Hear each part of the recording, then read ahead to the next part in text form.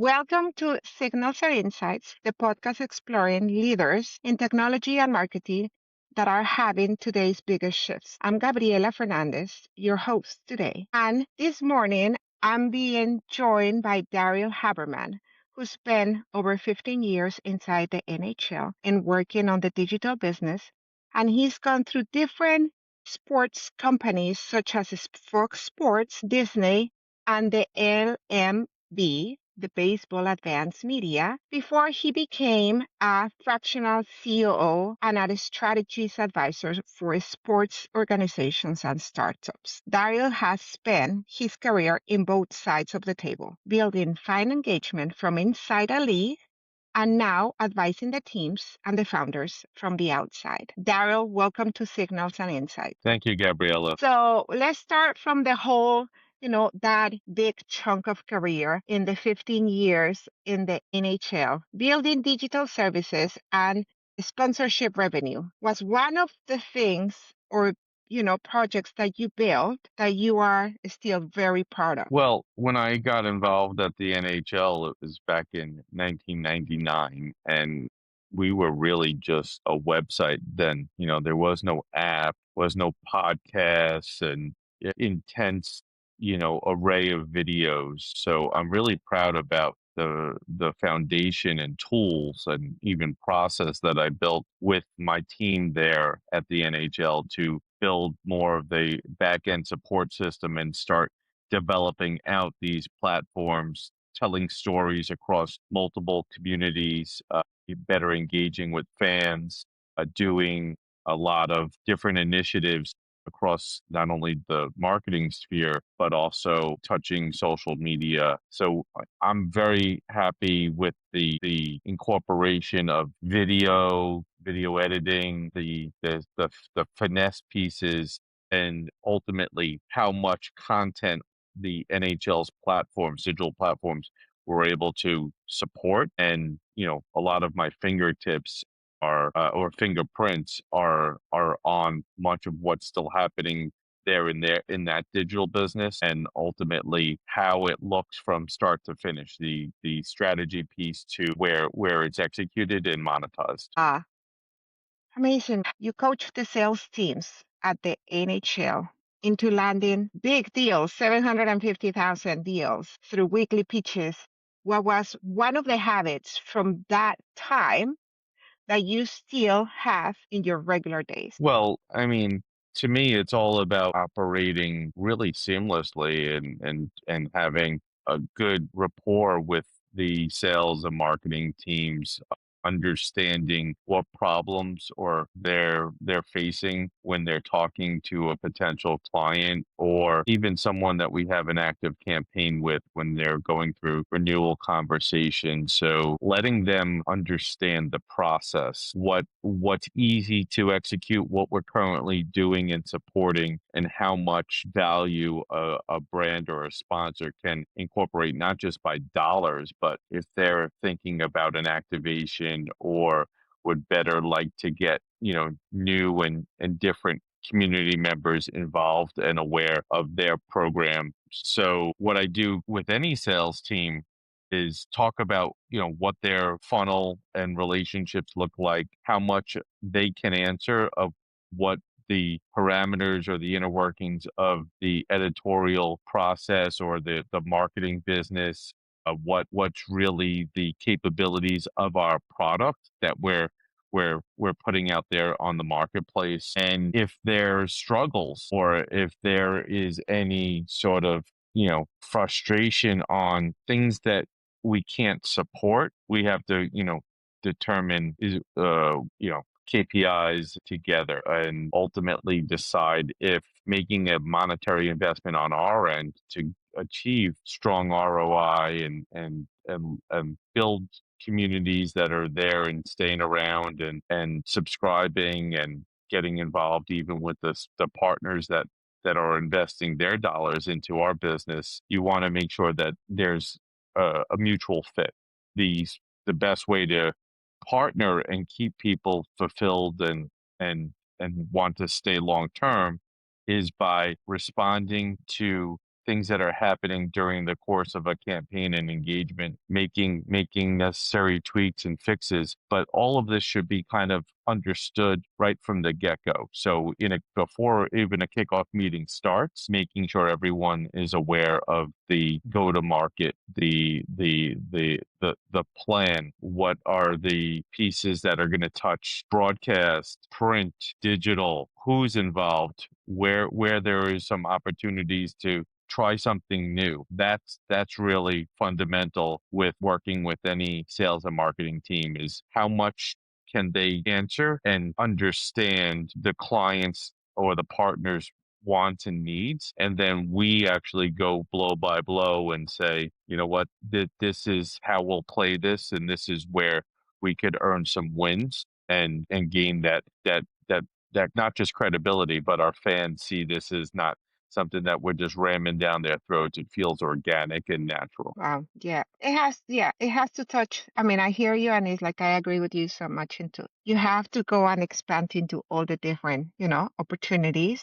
Make sure that you're touching what is missing, that a lot of the times is the new ones, right? The new platforms, the new vehicles, tweaking and making it work. That's why of all those years of experience, you became your you started your own business and you came to sit in the other side advising people and guiding from the outside and establishing as a consulting firm, advising others in your expertise.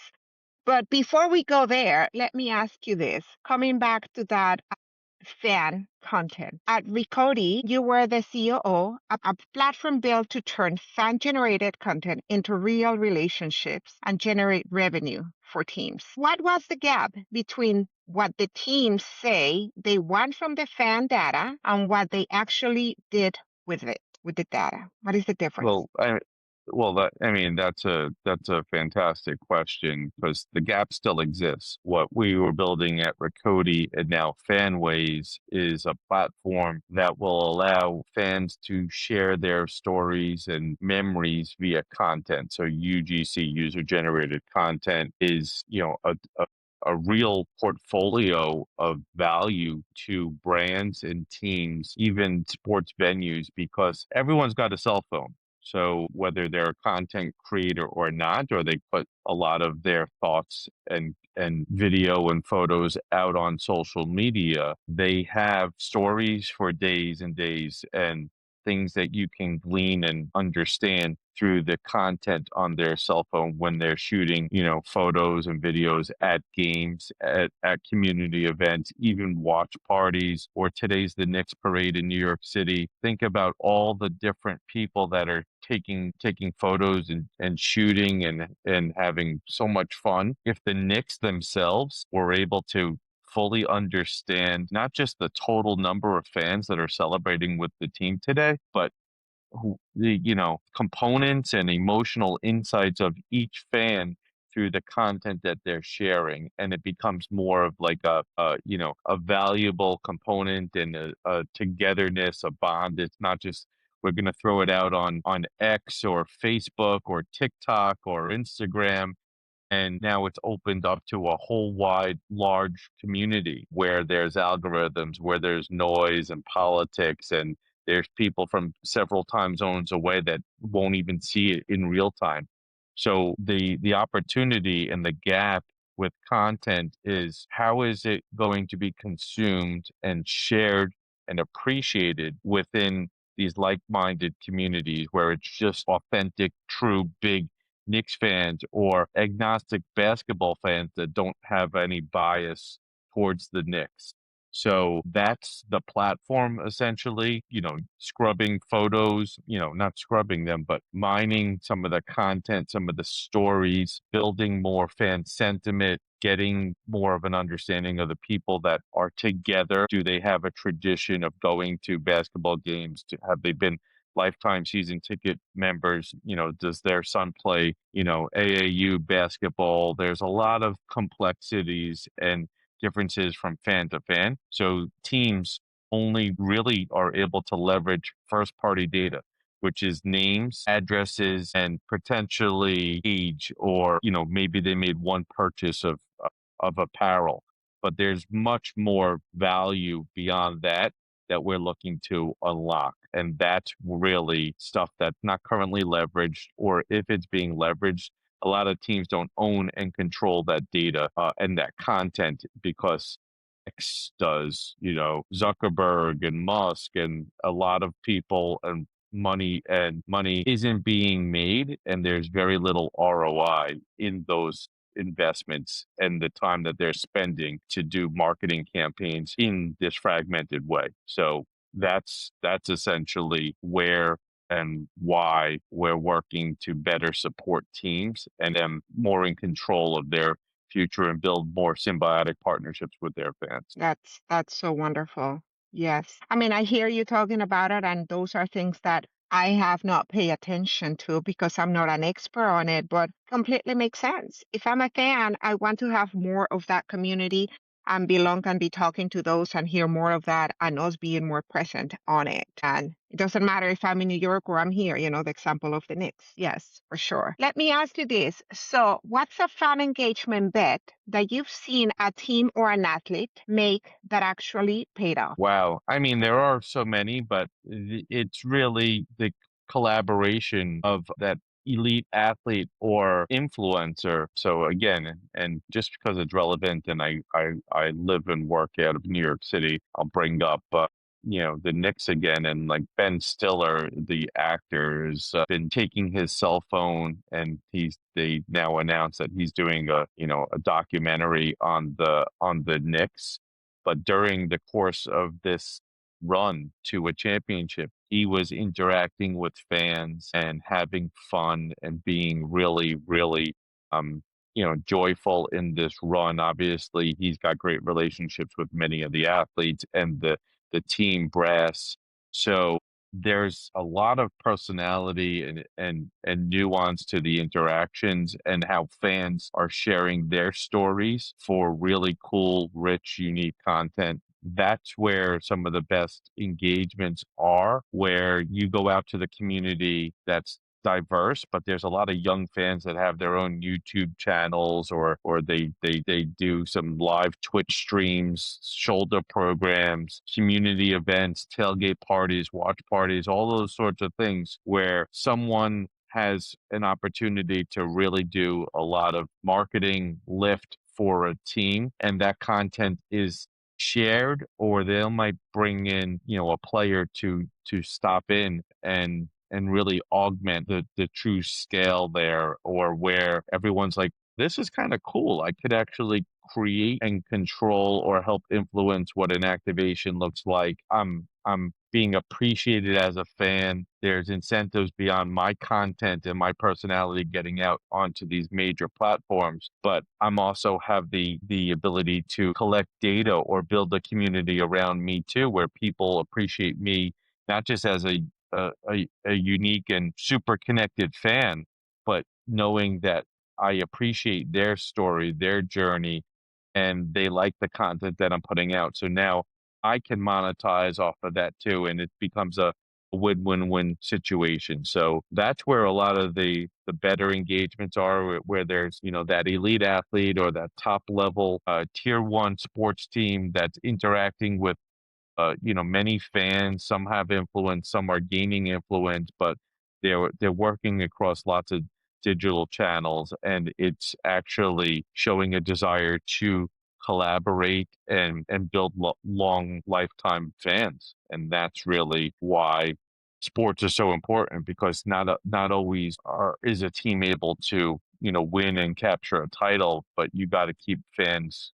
sticking around, incentivized, that their time and money is appreciated, and teams are always looking to go to a community to feel like they don't have to spend a lot of time creating campaigns and putting marketing out there on different platforms, because that's expensive and it takes a lot of time. The community and the groundswell of support can actually enrich a lot of that, save time, and bring in additional money through sponsors, because they like the activity, they like how involved and how many partners are getting created each day through authentic activations and interaction.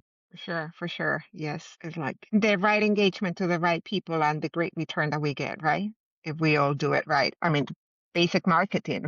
Now, let me switch a little bit of gears. You work as a COO fractional model and walk me through one client where bringing a fractionator COO, role change the outcome for that company? And what did they come in with? And what did you change? Or what changed afterwards? Well, oftentimes a fractional COO like myself will be asked to, come in and start, building out the operation or identify areas that are wasting resources or platforms that there's outdated software or the license costs are sky high and not needed for what ultimately is going on in the everyday business. So when it comes down to success or wins that I've been able to collect, it's really going back to the drawing board and finding partnerships that I have either involved in tech or a part of a tech stack and really building smart sound framework so that the founding team or the chief biz dev or salespeople can operate with greater, agility and transparency. There becomes more of like one source of truth. You get to a spot where everyone understands the data and the capabilities, what the feedback is. That's where I can come on, as in that usually my fractional COO model is I tier it or I'll phase this interaction or agreement over the course of a year. And every 3 months, we're assessing what value I've been able to add, what's gone on in the business. I've helped control that playbook, whether it's a more product driven or service driven. There's a lot of opportunities for people to get misaligned and fragmented. So my model is okay, I'll get under the hood. I'll start looking at the resources. I'll start looking at the strengths and weaknesses of the team involved. Know what the output looks like. Who's spending, time in certain places. If is there marketing spend? Again, when it comes down to allocation of time, money, all the resources, what the toolkit looks like, that's where, I start, building a more sound process, something that everyone's got some comfort in and gives these companies more of an opportunity to be a little bit more lean and agile, and they can kind of build slowly and handle onboards of clients better. That's really the value that I can deliver, at least in the short term, as a fractional COO and someone who's done a lot of operations work at big business and then sort of re-engineering and better constructing, a small to medium sized business or that early stage startup to operate with that sort of corporate acumen. And that's a lot of the work that I do. And again, I there's been a lot of opportunities to do more,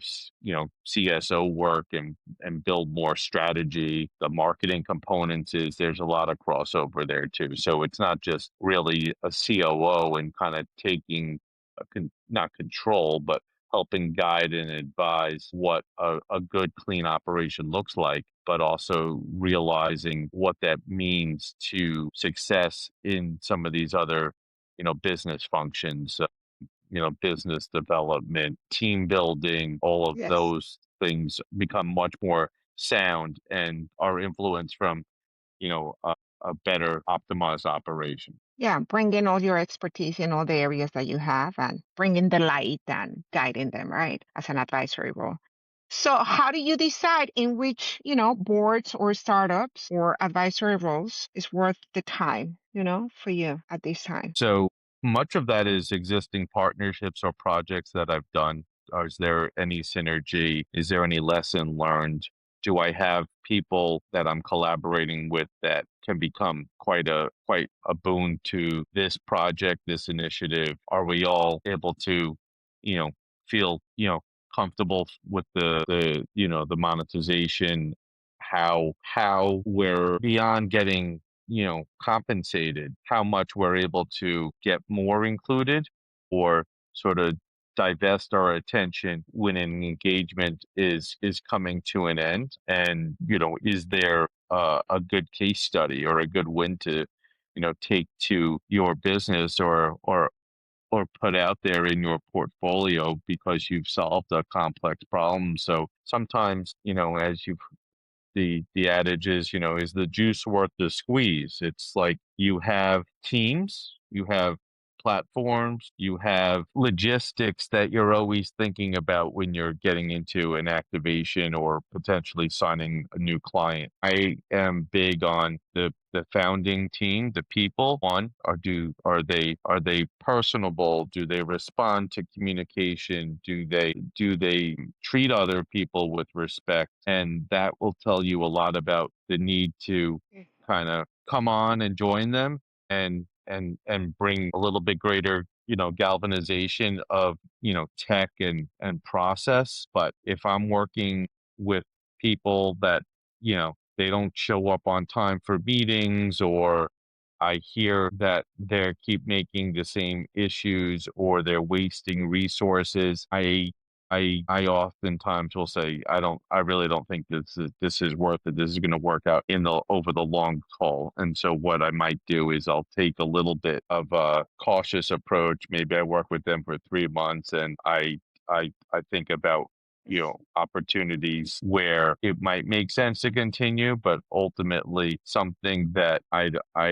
rather be heads down and building with some other clients, or now it's time to source a better deal or a better arrangement with a business that has some of these key components that I look for, Yes. in determining to go forward. Yeah. But I hear you. I I I hear hope you. I hope that I hope that answered Yes, I no, hope no, that no, answered your definitely. question, You tap Gabriella. you Yeah, tap yeah, into yeah, so many yeah, different elements, right? And it's like yeah, somebody that yeah. you already had the experience working with. It is business, right? But at the end of it, it has to align with the values of what you think that is good and important for you, for the way you handle business, and for the way that you expect the relationship and the action moving forward, right? I mean, you're talking about, punctuality, not wasting resources, because that means that they're really engaged and committed to what they're going to do. And yeah, the whole relationship is going to move forward. Correct. Agreed. And right. And some companies are underwater and drowning because there's so much going on. But if we have an opportunity to, remove some of the malaise in the business and get them on the right path. And this enables them to be more responsive, not just with me, but clients and partners. That's going to ultimately prove the effectiveness of their build and making sure that the system is sound and you're able to kind of unlock a core fundamental building business. For sure. I mean, like I've talked to a few people. It's so different to bring the outsider and come and highlight the opportunities to adjust than sometimes even the inside people have already seen, those opportunities, but they're not listened when they're coming from the inside. Sometimes the outside voice has to come in and advise into those changes or tune ins, or adjustments. And that's how it happens. Okay, moving on. I have a different topic for you here. You've been very vocal in cutting the buzzwords out of the business communication. What's the jargon habit that hurts sports organizations or founders the most when they're trying to close deals or a pitch of a sponsorship? Well, I mean, everybody is thinking in broad terms. So how can they, speak with clarity and purpose and make sure that the party that they're speaking to is fully engaged and doesn't just think of this as, "Oh, you're like the last person I was talking to." So showing a little bit of difference, being persuasive and concrete, talking about the real deliverables, the real milestones, the real ability to, better share insights, because that's where more thought is given to, all right, we think and act alike, and this is how I see this going. It's not just like, making false promises and that sort of thing. So I think being clear and consistent and talking about the roadmap, what lies ahead, what people can be accountable for, armed with, either institutional insights or you know business numbers that mean something. That's how to start, cutting some of the jargon out of, business communication. Is cut right to the point and don't just, make things ambiguous, and people don't see a real reason to go forward or work together with you, because there's nothing nuanced with your approach. And, back to my previous answer, Gabriella, a lot of business, and at least how I, go with others, down the road together, comes down to answers, clarity, how they're communicating, are they responding well to prompts and cues, what outcomes are they consistently delivering. That's big with the getting around jargon as well. But I don't think we're ever going to avoid using, terms like, synergy or leverage. And I know I've used those words already, or, optimizing the business. It's like, well, tell us what you've done to optimize or get 5x the amount of revenue in the door in this quarter, or how many less people did you use for this project because you had the right tool and infrastructure in place. Yeah, yeah, I hear you. I have my own point on that. The organic. And I'm like, organic is the vegetable, but anyhow. Yeah. Okay, so where do you want Haberman Consulting to be in the next 12 to 18 months? And what does winning looks for you? Great question. Something I often think about, but I'll take this, one way. It's about getting more, entrenched in the bigger projects. I'll have had, at least another year of working with some clients, seeing we can do more together. So, like, deepening my involvement, opening up my consultancy to other, white label operators, where we could really be that 360-degree agency that's more than this fractional advisor or COO, CSO, CMO, some of the things we talked about earlier. But now I can put on, more events and programs that are going to benefit my existing client portfolio. But now I'm using this to showcase them and help them build more partnerships. But now it also is an opportunity for me and my business partners to do some programming, get some visibility, show that there's a lot of intentionality to, take on other clients and, expand our offer. So, we become more than just, this service. We're actually this program, this productized model that's got a lot of, partnership potential for folks to get in the door, and they see this as a good, garden of opportunity. So I think that's where I see, my work, my advisory, and some of the, the joint venture opportunities that I'm working in with some collaborators over the next, 12 to 18 months. Is it's just much more comprehensive and expanded, and it's going to include, new activations, new events, different programs versus, what we're out in the market with right now. Wonderful. Wonderful. I think that you already answered the question that I was going to have for you now. If you had a magic wand, what would you do to fix one thing in your business right now? But I think that I'm already hearing that, right? Or anything else? I guess the magic wand that I'm not going to have to pay for, but maybe a cloned version of me and some of my partners, the ones that I love and respect and depend on. The more of us out there that are doing the work, opening the door, closing deals, that's that's the magic wand. So, I do work in AI, so, maybe I could devise one or two more of those people. But yeah, no, it's fun, but there is no magic wand as we know. So I like to work in real world That's ways, right. so that's what I mean. It's like, yeah, it'd be great to say, what this looks like, but I work in reality, I guess is the sense is it's not happening, and unless I won the lottery or closed a couple of bigger deals, I'm probably not gonna be finding those people in the very, very short term. Gonna say, like the cloning, right? We say, hey, I cannot Yes. clone myself yet, but we're Yeah. kind of close with the whole AI technology, no cloning the Exactly. physicality, but in the actions and the duties, we're doing a lot of that, in the automated ones. Well, Daryl, thank you very much. This was very sharp and a specific conversation, and I know our audience will get a lot out of it. For my audience, if they want to follow up with Daryl, they can learn more about Haberman Consulting. We'll leave below this video your links. And for everybody listening to this episode and you find it valuable, please share it with somebody that needs to hear this. And we'll get back to our audience with more conversations from these people that are actually shaping the industry. And thank you, Daryl. Well, thank you for having me, Gabriella. I very much enjoyed the conversation. Happy to be a resource.